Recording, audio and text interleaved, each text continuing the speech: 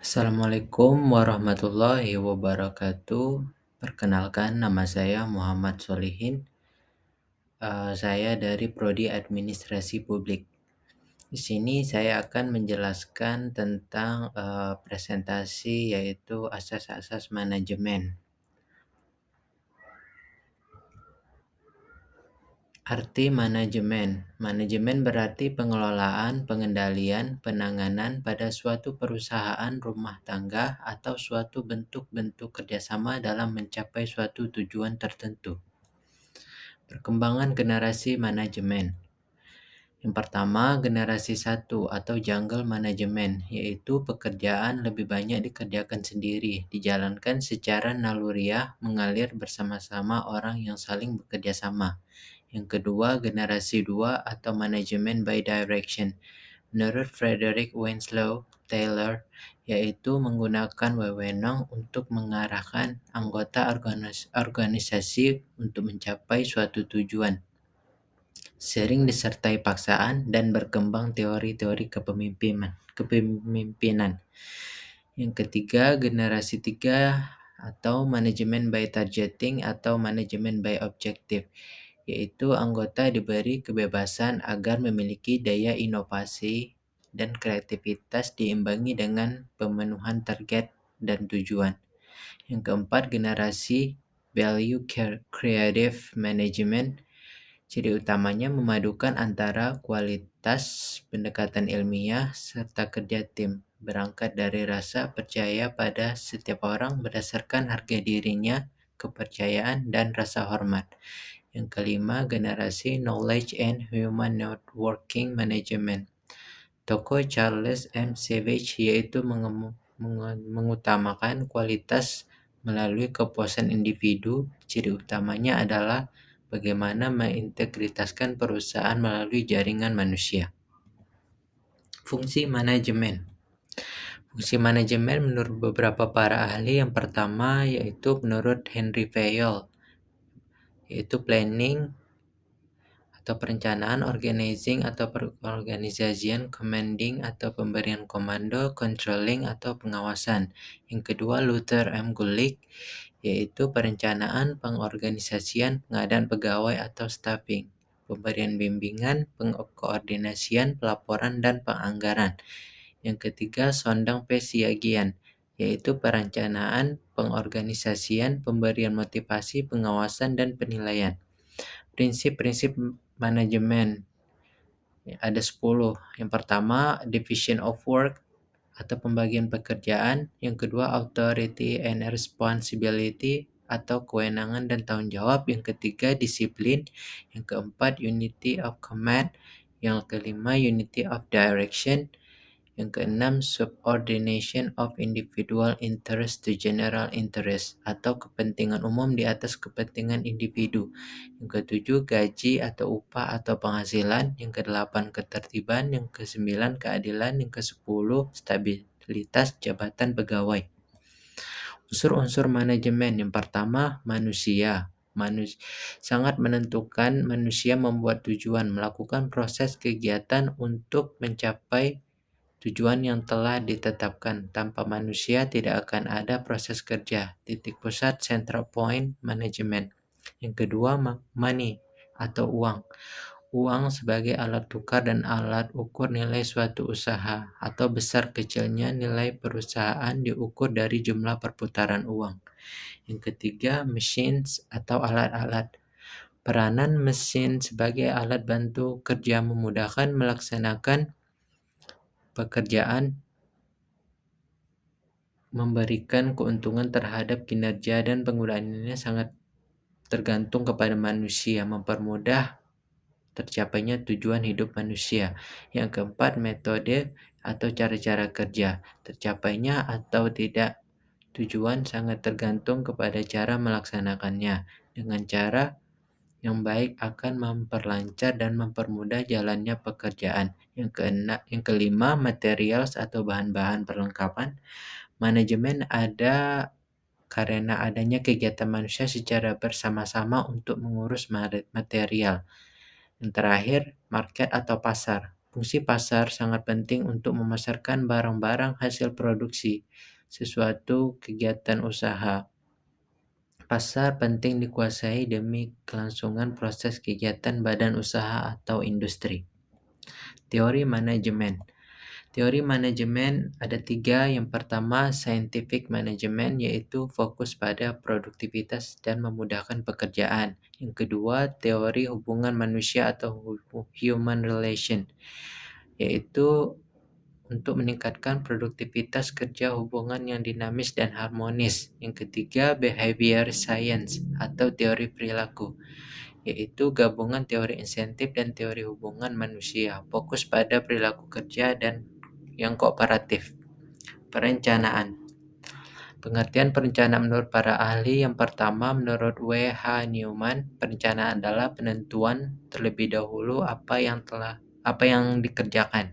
Yang kedua, Louis Allen, perencanaan adalah penentuan serangkaian tindakan untuk mencapai hasil yang diinginkan.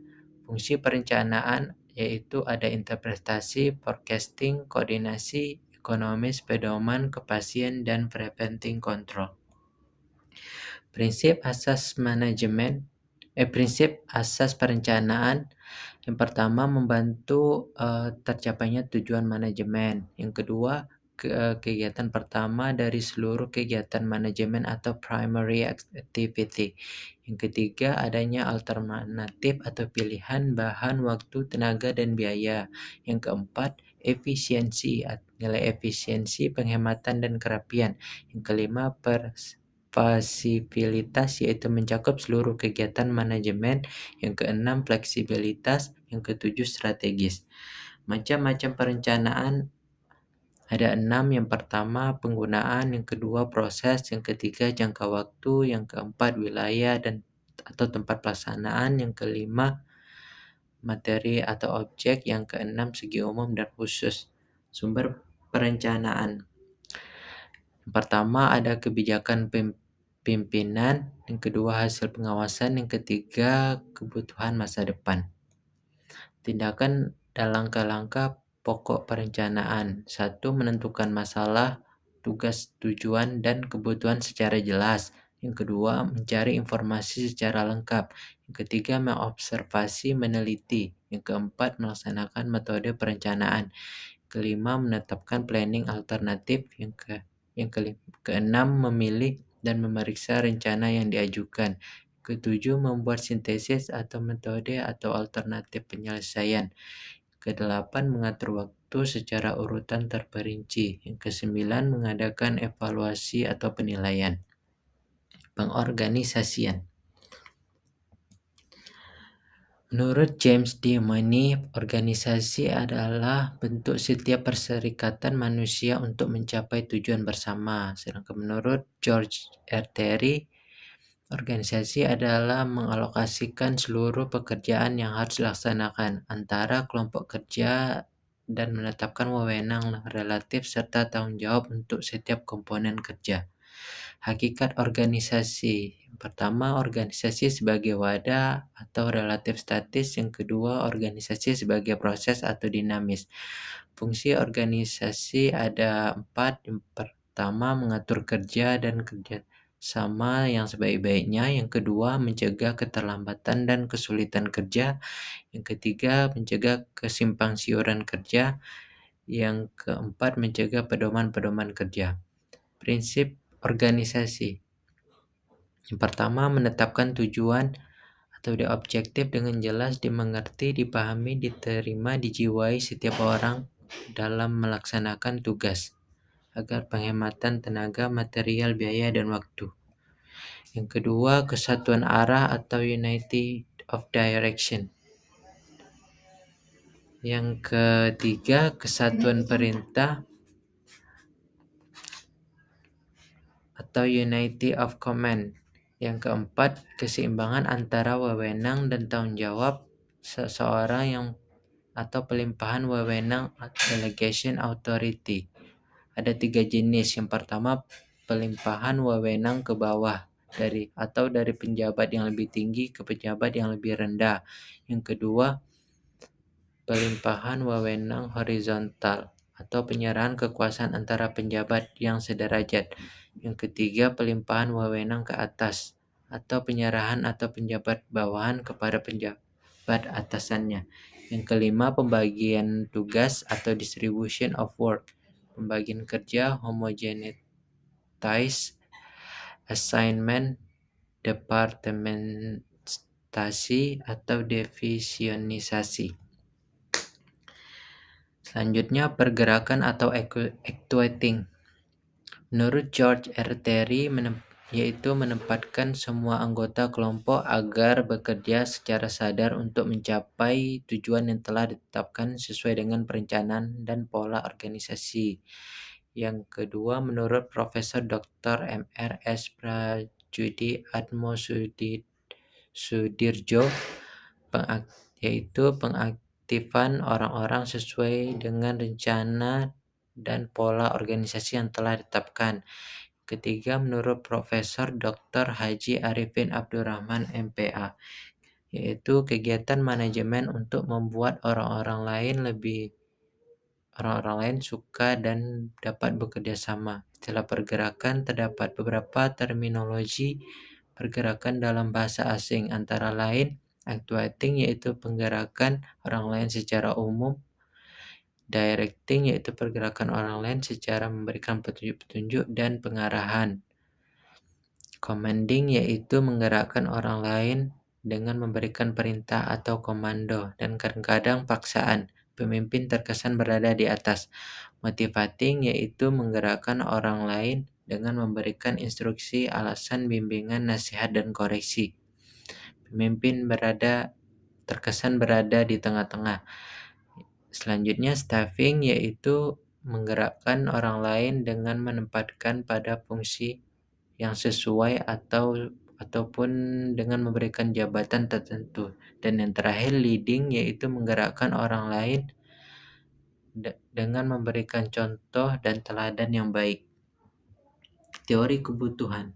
Teori kebutuhan adalah suatu kesenjangan atau pertentangan yang dialami antara suatu kenyataan dengan dorongan yang ada dalam diri. Tingkat kebutuhan atau hierarchy of needs oleh Abraham Maslow ada 5 tingkatan, yaitu yang pertama, kebutuhan fisiologis, yaitu kebutuhan untuk makan, minum, perlindungan fisik, bernapas. Yang kedua, kebutuhan rasa aman, kebutuhan akan perlindungan dari ancaman, bahaya, pertentangan, dan lingkungan hidup. Yang ketiga, kebutuhan untuk merasa memiliki, yaitu kebutuhan untuk diterima oleh kelompok, berafiliasi, berinteraksi, dan kebutuhan untuk mencintai serta dicintai. Yang keempat, kebutuhan akan harga diri, kebutuhan untuk dihormati dan dihargai oleh orang lain. Yang kelima, kebutuhan untuk mengaktualisasi diri, yaitu kebutuhan untuk menggunakan kemampuan, skill, dan potensi. Kebutuhan untuk berpendapat dengan mengemukakan ide-ide, memberikan penilaian dan kriteria terhadap sesuatu. Pengawasan. Menurut George R. Terry, proses penentuan apa yang akan dicapai yaitu standar apa yang sedang dihasilkan, yaitu pelaksanaan, menilai pelaksanaan, dan bila mana perlu mengambil tindakan korektif sehingga pelaksanaan dapat berjalan menurut rencana, yaitu sesuai dengan standar. Yang kedua, menurut Dr. Randus M. Manulang, yaitu suatu proses untuk menetapkan pekerjaan apa yang sudah dilaksanakan, menilainya, dan mengoreksi bila perlu, dengan maksud supaya pelaksanaan sesuai dengan rencana semua. Yang ketiga, menurut Profesor Dr. Sondang P. Siagian, proses pengamatan dilaksanakan seluruh kegiatan organisasi untuk menjamin agar semua pekerjaan yang sedang dilakukan berjalan sesuai dengan rencana yang telah ditentukan sebelumnya. Sasaran pengawasan. Pertama, bahwa melalui pengawasan pelaksanaan tugas-tugas yang telah ditentukan sungguh-sungguh sesuai dengan pola yang digariskan dalam rencana. Yang kedua, bahwa struktur serta hierarki organisasi sesuai dengan pola yang telah ditentukan dalam rencana. Yang ketiga, bahwa seseorang sungguh-sungguh ditempatkan sesuai dengan bakat, keahlian, pendidikan, serta pengalamannya, bahwa usaha pengembangan keterampilan bawahan dilaksanakan secara berencana, kontinu, dan sistematis. Yang keempat, bahwa penggunaan alat-alat diusahakan agar sehemat mungkin. Yang kelima, bahwa sistem dan prosedur kerja tidak menyimpang dari garis-garis kebijakan yang telah tercermin dalam rencana. Yang keenam, bahwa pembagian tugas, wewenang, tanggung jawab didasarkan pada pertimbangan-pertimbangan yang objektif dan rasional dan tidak atas dasar personalize atau dislikes. Ketujuh, bahwa tidak terdapat penyimpangan dan atau penyelewengan dalam penggunaan kekuasaan, kedudukan maupun terutama keuangan. Sifat pengawasan yang pertama, fact finding atau menemukan fakta, yaitu pelaksanaan fungsi pengawasan harus menemukan fakta-fakta tentang bagaimana tugas-tugas dijalankan dalam organisasi, faktor biaya, tenaga kerja, sistem, prosedur kerja, struktur organisasi, dan faktor psikologis seperti rasa dihormati, dihargai, kemajuan dalam karir, dan lain-lain. Yang kedua, preventif atau mencegah. Proses pengawasan dijalankan untuk mencegah timbulnya penyimpangan dan penyelewengan dari rencana yang telah ditentukan. Yang ketiga, masa sekarang. Pengawasan hanya dapat ditujukan terhadap kegiatan-kegiatan kini yang sedang dilaksanakan. Yang keempat, sebagai alat. Pengawasan hanyalah sekedar alat untuk meningkatkan efisiensi, tidak boleh dipandang sebagai tujuan. Yang kelima, mempermudah tercapainya tujuan. Pelaksanaan pengawasan harus mempermudah tercapainya tujuan. Keenam, efisien. Jangan sampai pengawasan malahan menghambat usaha peningkatan efisiensi. Yang ketujuh, menemukan apa yang tidak betul, bukan siapa yang salah. Pengawasan tidak untuk menentukan siapa yang salah jika ada tidak ketidakberesan, akan tetapi untuk menemukan apa yang tidak betul. Yang kedelapan, bersifat membimbing. Pengawasan harus bersifat membimbing agar para pelaksana meningkatkan kemampuan untuk melakukan yang ditentukan. Teknik pengawasan pada prinsipnya terhadap dua macam teknik pengawasan, yaitu yang pertama pengawasan langsung atau direct control. Apabila pimpinan organisasi mengadakan sendiri pengawasan terhadap kegiatan yang sedang dijalankan, dapat berbentuk inspeksi langsung, on the spot observation, on the spot report. Kedua, pengawasan tidak langsung atau indirect control.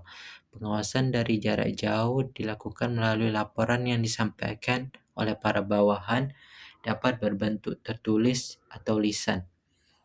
Metode pengawasan yang pertama, metode observasi langsung, itu metode pengamatan langsung oleh atasan pimpinan terhadap pelaksanaan kerja yang sedang dilakukan oleh pegawai atau petugas. Yang kedua, metode statistik. Pengamatan dilakukan melalui data yang disusun secara statistik dan grafis, atau statistik disusun dari data yang sudah diolah sehingga mudah dipahami. Yang ketiga, metode laporan. Pengawasan dilakukan setelah diketahui kesalahan, kekeliruan, dan penyalahgunaan dari laporan yang diterima. Baiklah, sekian presentasi dari saya untuk UAS Asas Manajemen. Lebih dan kurang saya mohon maaf. Wabillahi taufiq wa hidayah. Wassalamualaikum warahmatullahi wabarakatuh.